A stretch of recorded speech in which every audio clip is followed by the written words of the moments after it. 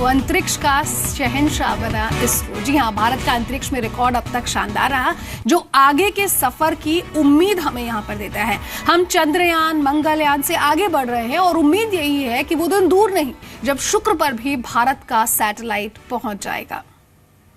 3, 2, 1, 0 + 1, 2, 3, 4। अंतरिक्ष में सैटेलाइट की सेंचुरी लगाने वाले इसरो के लिए सितारों से आगे जहां और भी हैं। एक साथ 104 सैटेलाइट्स की लॉन्चिंग से अपनी धाक जमाने के बाद अब देश को इंतजार है इसरो की अगली कामयाबियों का।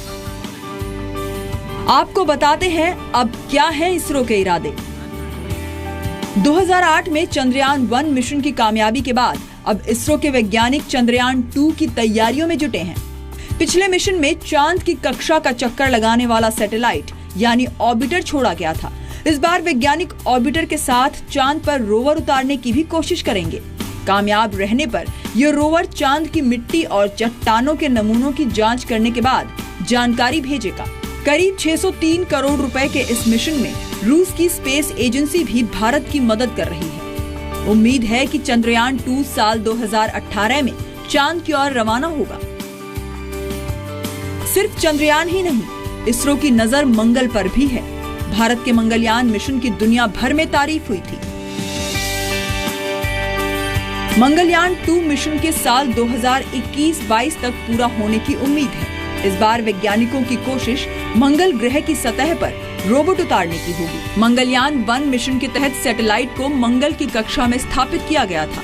पिछला मिशन पूरी तरह भारत में विकसित किया गया था, लेकिन मंगलयान 2 के लिए फ्रांस की अंतरिक्ष एजेंसी ने भी मदद की पेशकश की है। पिछले मार्स मिशन का बड़ा मकसद इसरो की काबिलियत साबित करना था।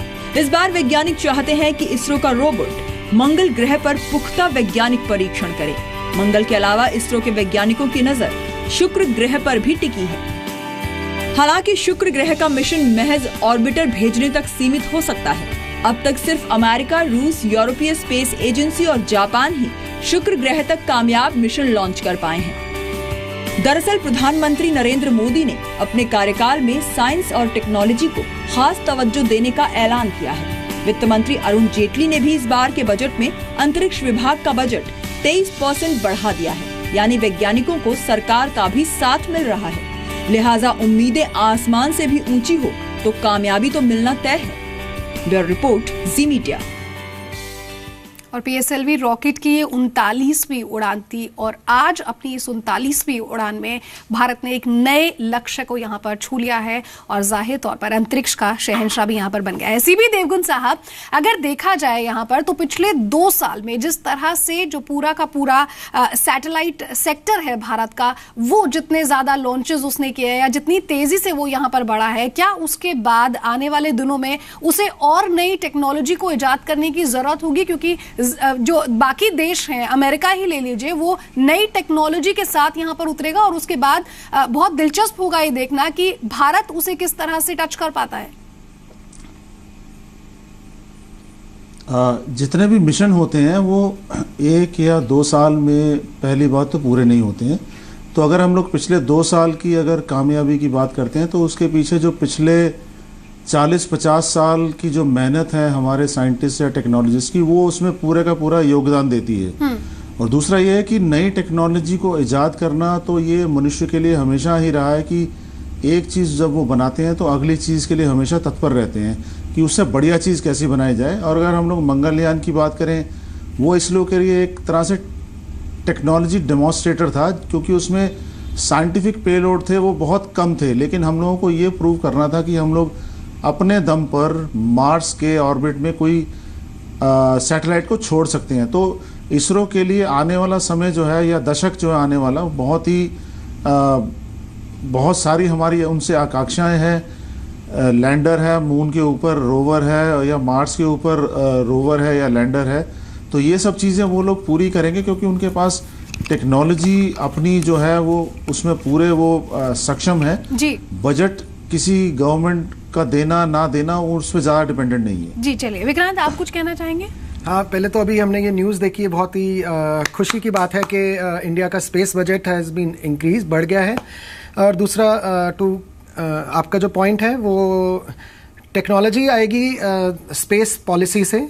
स्पेस पॉलिसी हमें दिशा बताती है कि हम किस डायरेक्शन में जाना चाहते हैं। तो India, I just remind everyone, मैं एक बार बस याद दिलाना चाहूँगा कि इंडिया का जो स्पेस प्रोग्राम की जो डायरेक्शन दी थी वो उनके father of Indian space programme is doctor Vikram Sarabhai.